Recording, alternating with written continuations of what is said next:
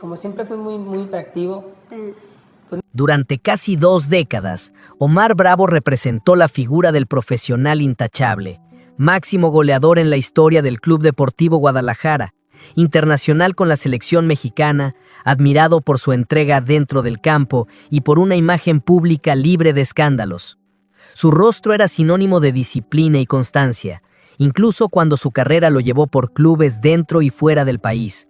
Para muchos, su nombre evocaba respeto, para otros, nostalgia, pero para todos representaba una página digna en la historia del fútbol mexicano. Sin embargo, en octubre de 2025, todo cambió. Una noticia sacudió al deporte nacional como un relámpago. Omar Bravo fue detenido en Zapopan, Jalisco, acusado de abuso sexual contra una menor de edad. Aquel ídolo de generaciones pasadas se convirtió de la noche a la mañana en protagonista de uno de los casos más sensibles y mediáticos del año. Y lo más desconcertante fue su reacción.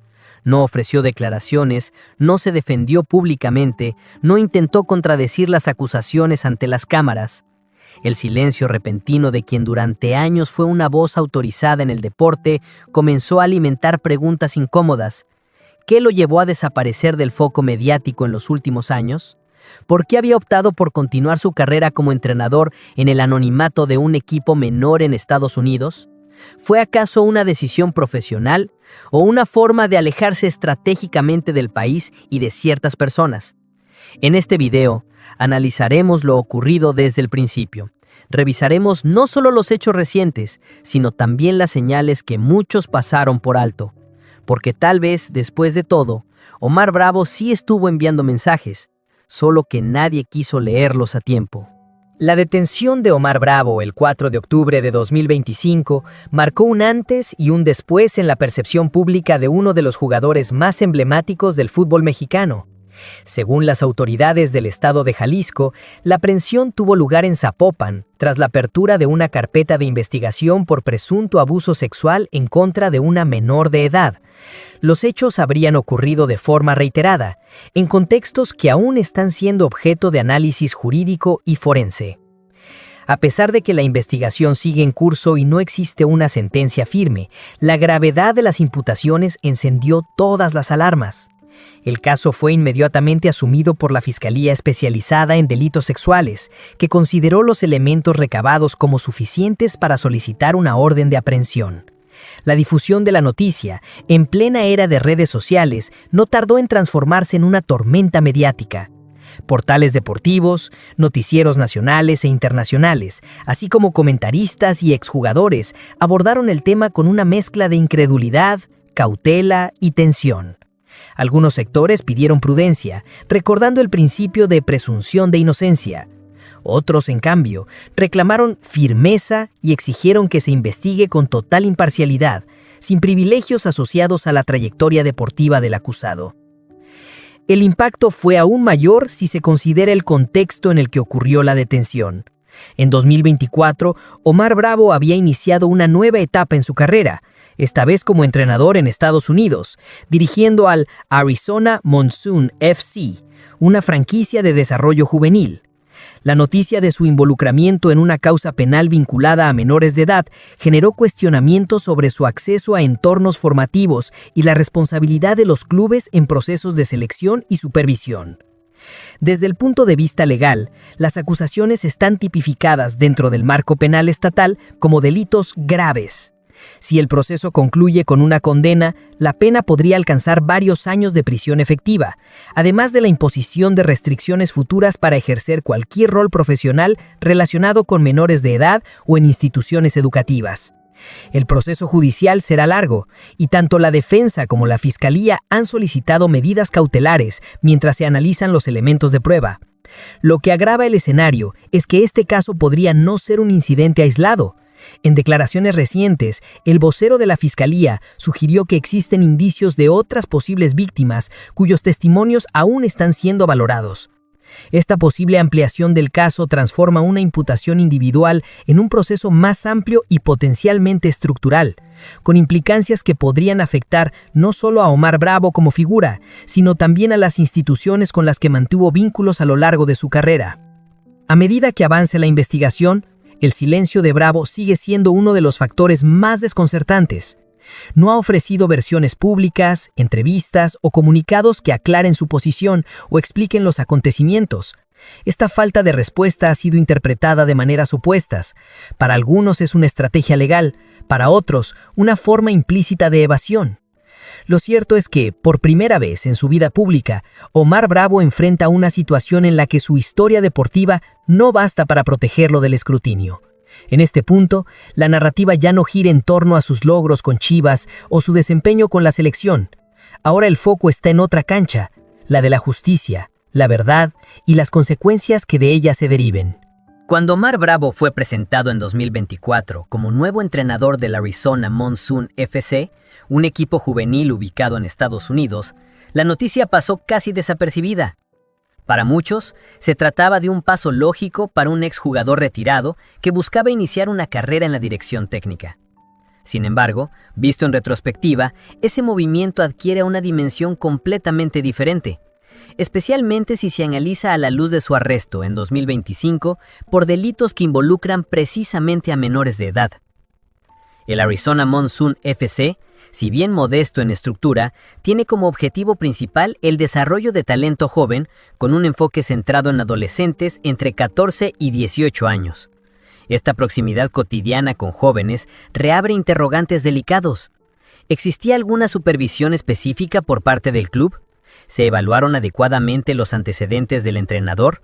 ¿Y hasta qué punto este entorno fue escogido intencionadamente para facilitar una zona de comodidad o de control? Antes de su llegada a Estados Unidos, Bravo había permanecido alejado del radar mediático durante meses. Desde su retiro formal del fútbol profesional, su presencia en eventos deportivos, entrevistas o campañas públicas fue mínima. Este retiro parcial de la vida pública fue interpretado por algunos como el comportamiento de una figura discreta. No obstante, otros lo consideraron un intento deliberado de desaparecer del foco mientras reorganizaba su imagen o atendía situaciones personales complejas. En círculos cercanos al Club Deportivo Guadalajara, donde Bravo forjó su leyenda como máximo goleador, comenzaron a circular versiones no confirmadas sobre desacuerdos internos y distanciamiento con antiguos compañeros y directivos. A diferencia de otros íconos del club, Omar nunca fue integrado de manera formal en programas institucionales de formación o representación. No se le vio en partidos conmemorativos ni en funciones honoríficas, algo que resultó extraño para una figura de su talla. Esta exclusión tácita alimentó interpretaciones que en aquel momento parecían solo teorías marginales. Hoy, sin embargo, adquieren una nueva carga de sentido. La elección de un club extranjero, en un país donde su figura pública no tenía el mismo peso ni la misma atención mediática, también es un detalle que no puede ser ignorado. Estados Unidos ofrecía a Bravo un espacio más anónimo, menos expuesto, más manejable. Un lugar donde rearmar su narrativa profesional sin los ecos del pasado. Sin embargo, la coincidencia entre esa elección geográfica y las imputaciones legales que estallaron meses después en México no puede ser reducida a una simple casualidad. Además, es relevante señalar que en los meses previos a su detención, Omar Bravo rechazó múltiples invitaciones a eventos deportivos, paneles de análisis o entrevistas retrospectivas sobre su carrera. Esta negativa sostenida fue interpretada como desinterés, pero bien podría responder a un intento de evitar cuestionamientos o aparecer en espacios donde no podía controlar el relato. A diferencia de otras figuras que abrazan su legado con orgullo, Bravo parecía interesado en pasar desapercibido. Y esa estrategia, si lo fue, ahora aparece como una táctica de contención más que de modestia. Incluso su llegada al Monsoon FC, según fuentes ligadas al entorno del equipo, se dio sin un proceso competitivo abierto. Su contratación fue directa, impulsada por vínculos personales con inversores privados, lo que pone en duda la transparencia del procedimiento. Si bien no hay pruebas concluyentes de irregularidades, las circunstancias dejan un margen amplio para la especulación. Todo este entramado de decisiones, movimientos y omisiones plantea una disyuntiva inquietante. ¿Estamos ante una persona que simplemente buscaba reinventarse en un nuevo rol profesional o ante alguien que, con pleno conocimiento de un posible colapso, diseñó cuidadosamente su repliegue para mitigar el daño? Sea cual sea la respuesta, el silencio de Bravo sigue siendo la constante, y su elección de dónde, cómo y con quién continuar su carrera posterior al fútbol profesional, revela más de lo que dice en palabras. A lo largo de su carrera profesional, Omar Bravo cultivó una imagen pública pulcra, alejada de excesos, controversias o escándalos mediáticos. En un entorno donde los futbolistas suelen estar expuestos a críticas constantes, Bravo parecía manejar con precisión su presencia ante la prensa, manteniendo siempre un tono reservado, profesional y controlado.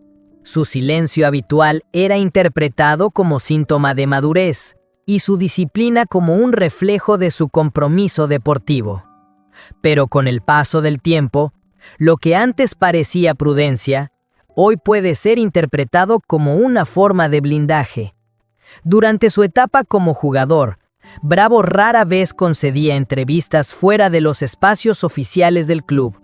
En conferencias de prensa, evitaba hablar de su vida personal, limitándose casi exclusivamente al análisis técnico. Mientras que otros compañeros compartían anécdotas, mostraban su faceta humana o participaban activamente en causas sociales, Bravo mantenía una distancia sistemática. Esta falta de exposición fue celebrada por algunos como símbolo de profesionalismo, pero también generó inquietudes en sectores del periodismo que en privado reconocían las dificultades para acceder a su entorno más íntimo.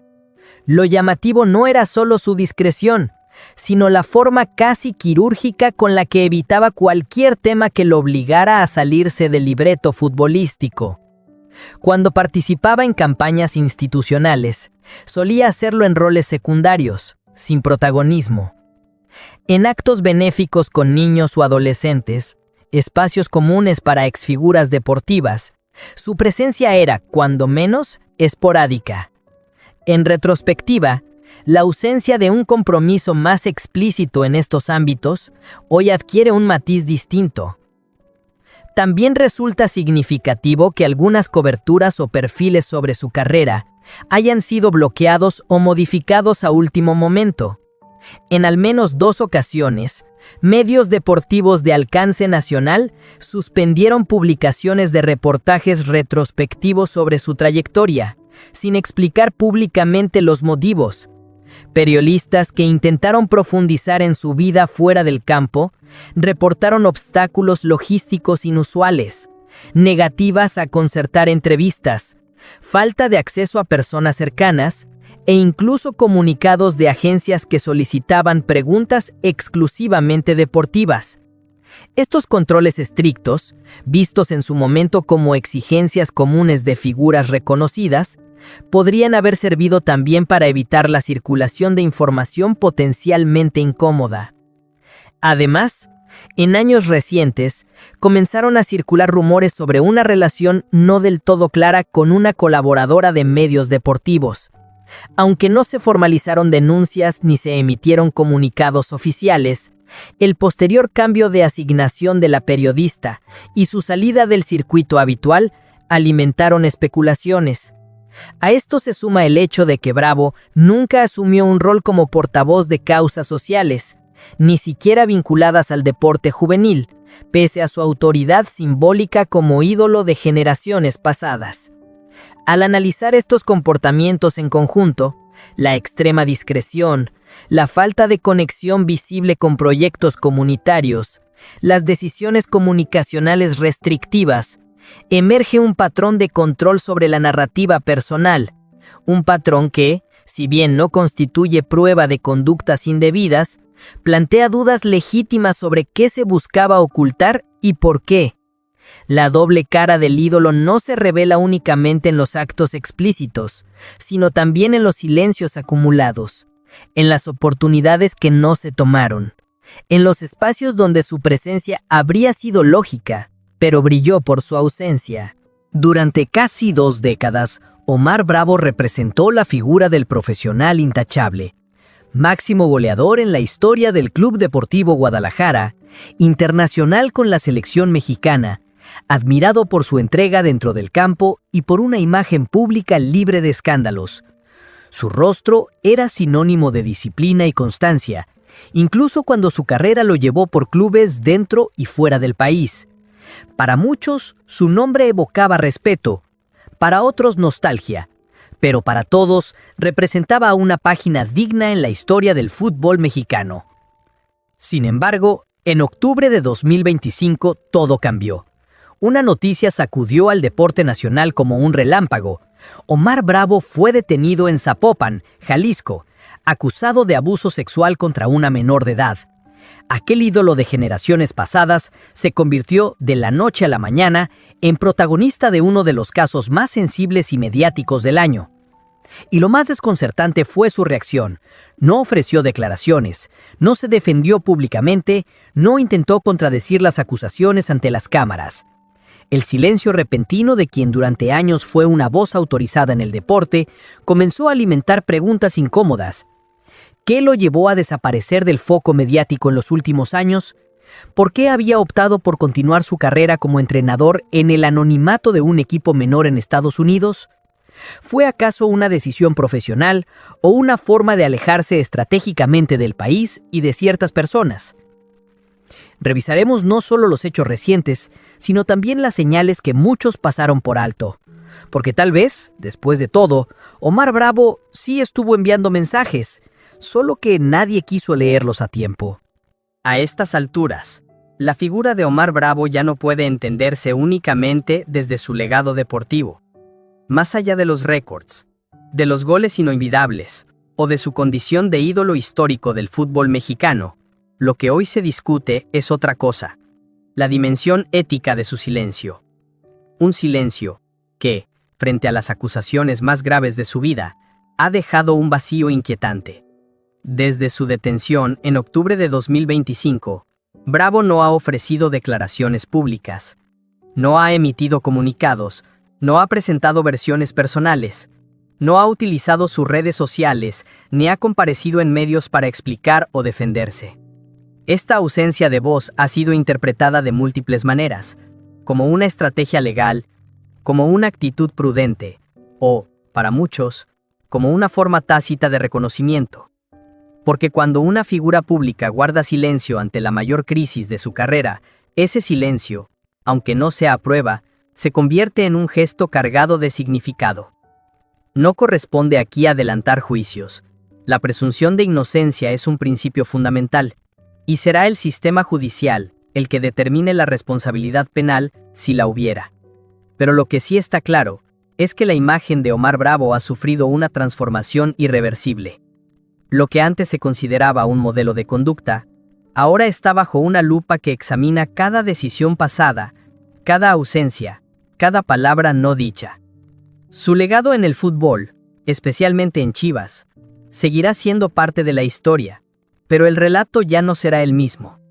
Habrá una nota al pie, un asterisco inevitable, porque el recuerdo de un ídolo no solo lo construyen los triunfos, sino también la forma en que enfrenta las sombras que lo rodean. La pregunta que queda es tan incómoda como inevitable. ¿Callar es suficiente cuando se ha sido ejemplo para millones? ¿Puede una vida de logros justificar la omisión ante una crisis moral? ¿Y qué significa, en el fondo, admitir lo que todos sospechábamos? Tal vez no se trate de una confesión explícita. Tal vez la respuesta esté, precisamente, en aquello que nunca se atrevió a decir.